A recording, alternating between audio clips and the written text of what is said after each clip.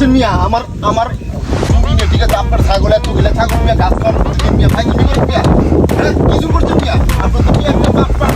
Kele Shuru.